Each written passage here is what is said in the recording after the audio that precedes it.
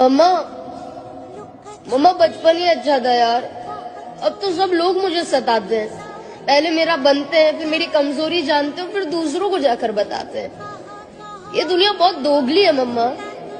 जब आपकी गोदी से इस दुनिया को देखा था तब इतनी सुनहरी, इतनी सुंदर लगी थी कि मेरा मन करता था कब मैं आपकी गोदी से उतरूंगा, कब अपने पैरों पर चलूंगा और कब इस दुनिया को देखूंगा। लेकिन अब जब चल रहा हूं ना, तो एक एक कदम पर मुझे 100 कांटे चुभ रहे हैं। एक एक कदम पर मुझे ये एहसास हो रहा है कि असली सुकून तो आपकी गोदी में ही था। मुझे लगा था कि मैं इस दुनिया को अपने प्यार से जीत लूंगा, लेकिन नहीं। मैं ये कैसे भूल गया कि ये दुनिया माँ बाप जैसी नहीं होती है। इस दुनिया में हर रिश्ते का आपसे एक मतलब होता है। मैं ये क्यों भूल गया कि माँ बाप के अलावा आपको इस दुनिया में कोई निस्वार्थ प्यार नहीं करता है। कोई आपको अपने सीने से ऐसे लगा के नहीं रखता है जिसकी आप पूरी दुनिया होते हो।